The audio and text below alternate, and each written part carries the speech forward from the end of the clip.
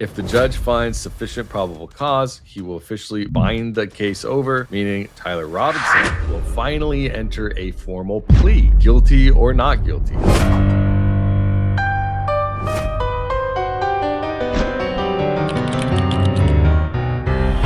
Let's reset this whole thing for anybody just tuning in, because 5 days of legal proceedings is a lot. And it's been a lot for me. It's been a lot for people that I know. It's been a lot for me regarding YouTube and content creation. By the way, we're live on Kick, X, and YouTube right now. Getting all of this set up, it's been a lot. And it's a lot of information, okay? It's a lot of information being presented. There's a lot of things that we have been talking about a lot of this stuff since that evidence perhaps has been found or come into existence. We are looking, I personally, I'll just speak for myself, I am looking at this from a lens of, well, this stuff is obviously slop sometimes, but not sometimes, actually, that's how I feel. And so I have to set aside all of that. We're talking months and months and months, 9-10 months of just opposing the narrative to watching them fulfill the narrative in real time. They are going all the way through. There was something I was live streaming with Nate. I wish I had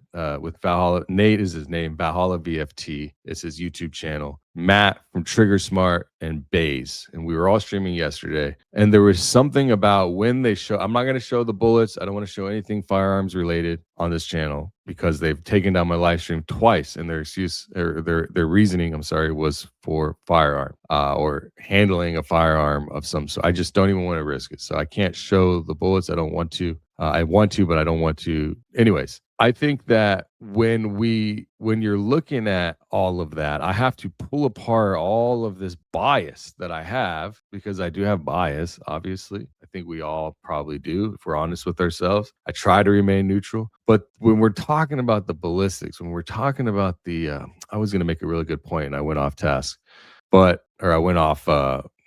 anyways, about the ballistics, it's like this is what I was going to say. Now I remember. Nate, when he said yesterday, well, that's it, they're going all the way through with it, there was something about the way he said it that really hit me. It was like, oh shit, they are all in on this 30-06 narrative and they are going all the way through. You know what I mean? It's like, it feels a lot less like getting God's honest, diehard for the truth information. Instead, it just feels like not that. I don't see how they can tie all of these things that in a case like this, you would have some evidence of the kid taking a shot or his face actually being there or something, but they've got none of that. So far, they've got none of that. The jury, the prosecution so much as said they have none of that. They assume the shot was being taken. And that's a major win in my book if I was the defense. Here, this is, I'll play just this snippet. I think we all couldn't get enough of this, to be honest with you. Let me see. This one right here. Is there any footage of the alleged shooting? There is not, Judge. Okay. Just wanted to click. There is not. Now, I'm going to let this play. I'm going to get my coffee. I'll be right back. Give me 1 second. Verify that. Ms. Nestor, given that additional information and anything further from defense? No, but I think I'd like to be crystal clear. You asked if there's any portion of this video that captures, and I believe you asked of the actual shooting.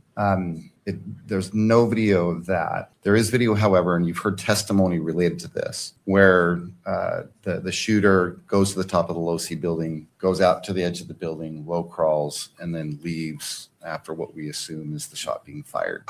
That's as close as it gets. And the court also... That's as close as it gets. That's as close as it gets. Think about that. We assume the shot is being taken. Is that when he said it? Top of the Losi building, goes out to the edge of the building, low crawls, and then leaves after what we assume is the shot being fired. That's it. That's it. That's all you need. After we assume the shot's being fired. They wouldn't have said that. And I will repeat that probably every day until the day of this, till September 1st. God forbid if I have to do that. But it's true. So this is Neiman, the lawyer that is taking That is the attorney for Erika Kirk and Kirk family, I think. I think it's all of them, the Kirk family. So I believe he's representing the interests of Erika Kirk, the children, the parents. I'm not 100% sure, but I'm pretty sure the parents, I think it's anyone regarding Charlie Kirk. I'd be surprised if the parents had a different lawyer. That'd be very telling. I don't think that's the case. If it is, and somebody knows that, please let me know.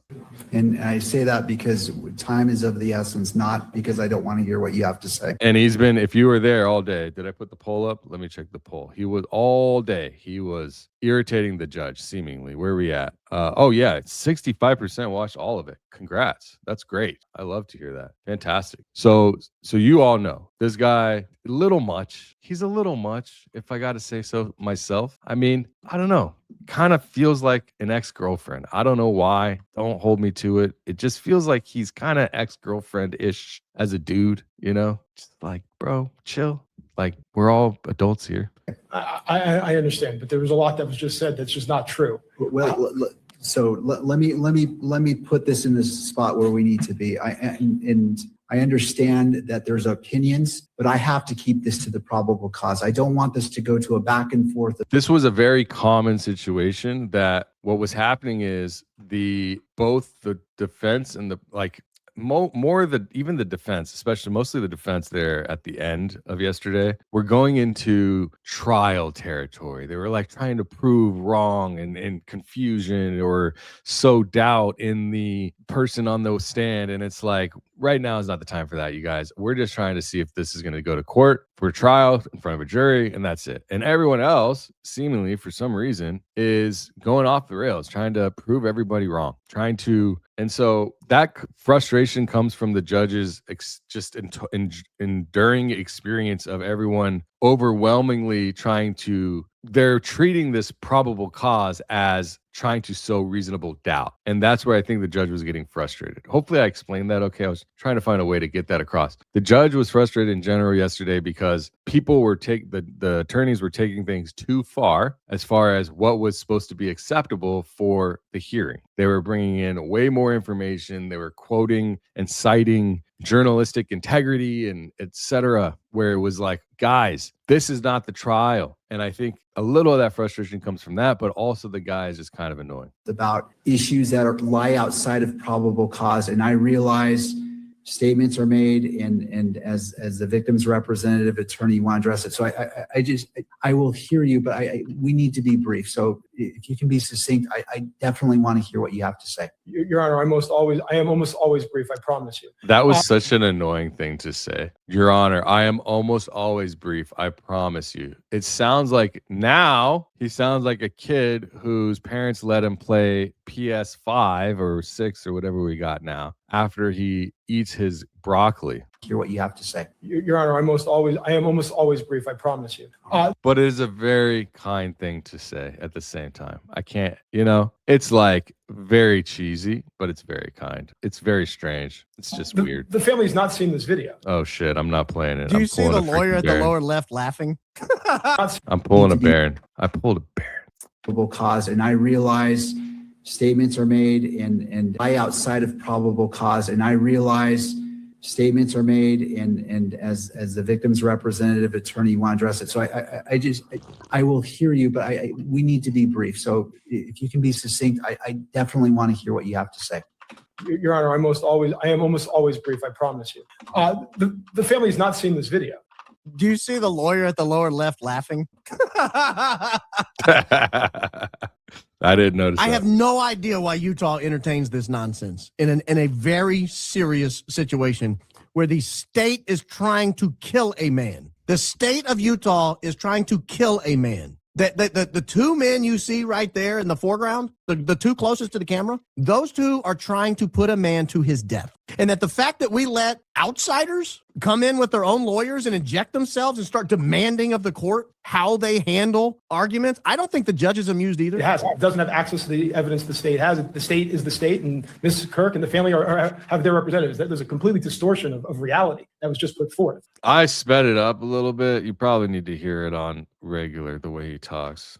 have there was the evidence the state Arguments. I don't think the judge is amused either. it has. It doesn't have access to the evidence the state has. The state is the state, and Mrs. Kirk and the family have their representatives. There's a completely distortion of reality that was just put forth. And this is about educating anybody about Distortion of reality. But listen anything. next. This is about allowing the family to see the evidence that's been gathered after a 10-month investigation in which a father, a husband was assassinated. That's what this is about. So we ask you to please And I understand. I get you, bro. But allow listen. the family to view the video like the court has viewed in order to allow. They're saying because the court has said we are not going to show everything to everybody, to the audience or what have you. There's certain things we're not going to. This guy's arguing to have the family at least be able to see it. The family to process this moment.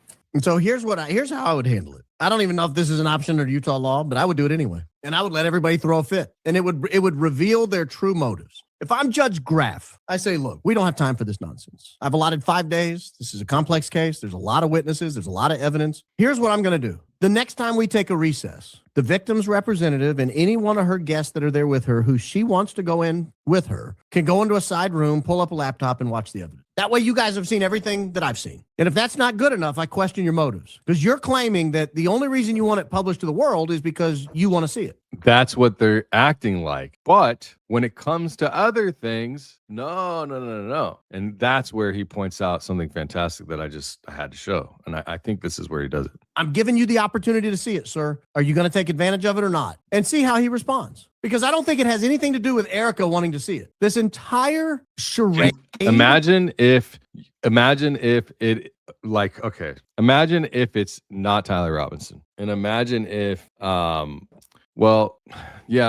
imagine if it's not Tyler Robinson and there's a whole, I didn't want to derail into what I think something maybe could be, but let's just go down this path for a second. Say it's not Tyler Robinson and the people that did do it, say it's a group of people, hypothetically, allegedly, maybe, perhaps. A group of people want to know what the jury or what the judge has, what the prosecution has. The only way to see that, unless they have somebody on the inside, which maybe they do, maybe they don't. If it is even, this is all fairy tale stuff. But if they did, you would imagine they'd have somebody on the inside. We don't know who, if they do. But if they don't, where are they going to get all the information? Well, they're going to have to get it from the court, just like everybody else. The closest they can get is the family, the actual victim, representative of the victim being treated as victim in this court. That is as close as they can get. So if they want it, but I would still imagine they would want everything. Let's see what Barron has to say, though. Is about tainting the jury pool. The one thing that Judge Graff is tasked with controlling. We did a whole opening on that just a few weeks ago about famous cases that made it all the way to the United States Supreme Court, where the court said, no, you have to give that person a new trial. You guys let a media circus take place. You let entirely too much jury pool tainting go on. There's no way the defendant could have gotten a fair trial. That's like his one task here. Find probable cause without tainting the jury pool. That's it. That's his goal. And that's how I would have handled it. And if they'd have said, oh, we're going to appeal your order. Oh, well, I'm giving you what you just claimed you wanted. Why on earth would you appeal that? Fine. You can't see it at all. We're not going to publish it at all then. Go ahead and appeal that. I'll tell you what, I have tremendous respect for Judge Tony Graff after this week. Judge Tony Graff has done a great job. He's done a great job so far, it seems. Now, I think it's the responsible decision to go and take the time all the way to September 1st, because that's what's going to happen. We're going to need to have Judge Tony Graff go all the way to September 1st but that's going to be when he receives the prosecution, the defense, fully thought out, informative response. Let me see if I can find, okay, am I going to survive this? I'm going to survive just fine. Okay, I got to open up. Okay, here we go. Okay, so September 1st, the official mandate for the September 1st, 2026 court date requires that the attorneys are to present live oral arguments and requires Judge Tony Graff to deliver a final ruling on whether the case proceeds to a jury trial. And by the way, for the super chats and stuff like that, I'll read them in probably 30 minutes or so. So this was the final ruling to be decided before the judge, and it will be presented on September 1st. So this says because Judge Graff stated he would not issue an immediate ruling at the end of the July preliminary hearing, he issued a formal scheduling order detailing the specific mandatory steps both legal teams must complete leading up to that date. So this is their mandatory, this is what their requirement is and how they're going to be approaching this whole scenario. Instead of standard closing arguments at the end of the live witness testimony, which I believe would be today, the judge ordered a rolling sequence of formal written briefings. Late July of 2026, the prosecution's requirement, the state's prosecutor must compile and submit a comprehensive written brief summarizing how their evidence establishes probable cause. Let's go and see this page here. We'll just keep going. So the prosecution rested today in the Tyler Robinson preliminary hearing. Shout out to Nate Eaton. I don't know who you are, but I guess I'll give you a follow.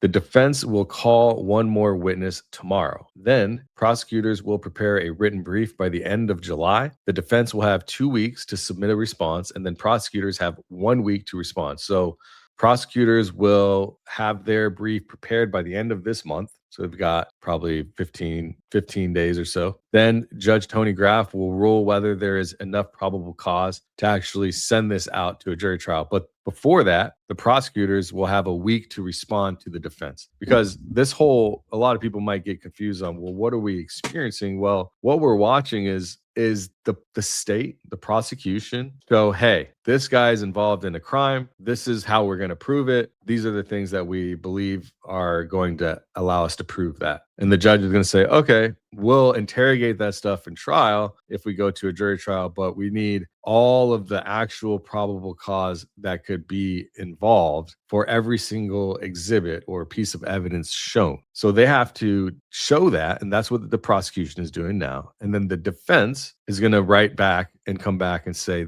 these are all the reasons why this doesn't show probable cause. These are all the reasons why this is what they should do, I believe. I'm not a lawyer, like I've said many times. When we're looking at how the response from the from the defense will be, I would be extremely meticulous and detailed around what exactly every single piece of thing doesn't lead to the client, right? Doesn't lead to Tyler Robinson. That's how I would approach it for me. And I would imagine they would want to do the same. So that's what they're going to do by the end of July. Then mid-August, the defense team has exactly 2 weeks after the state's filing to submit a formal written response countering the evidence. So the defense team, that's it. At that point, once the judge decides and goes through, once we get into September, they'll have all of this, the 2 weeks after the state's filing to submit a formal response. That's the response I was just telling you about. And then the prosecution will have 1 week to kind of rebuttal all of the reasoning that the defense is saying this isn't valuable enough to proceed as probable cause, or this doesn't prove anything, doesn't even start to prove anything. If they can get to that point, the prosecution will have their rebuttal. I'm sure they'll have one anyways. It just depends on what the defense is going to be talking about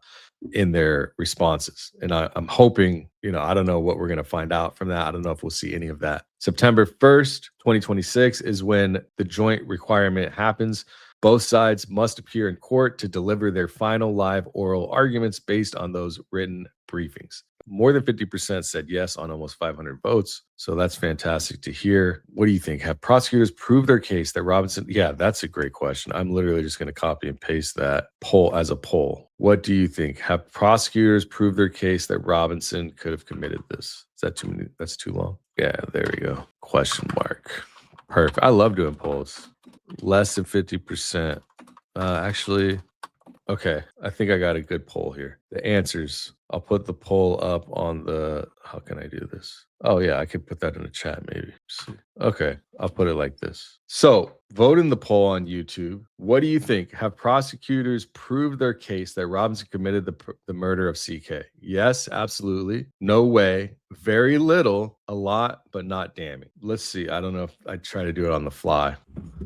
Maybe I'll set a few for the next live stream when we do this. Okay, let's cover what the judge is going to be required of. Evidence review. Judge Graff is required to review all 5 days of testimonies, the redacted audio and video interviews, redacted, forensic ballistics, and the upcoming written briefs. Is the video the judge seeing also redacted or no? don't think that's redacted, right? No, Judge Tony Graff has reviewed the entire video. Okay, thankfully. I was like, whoa, wait, what? I don't know. I told you, I'm not a lawyer. I don't know shit. We are reviewing what happens from now until the ruling from the judge. Judge Tony Graff has said he wants all from prosecution and from the defense to have them submit, and then he will on September 1st make his decision. And that's what we're covering right now. And we covered the first part of it here, where they're going to have a couple of weeks here over the next few months, couple of months. So it's July,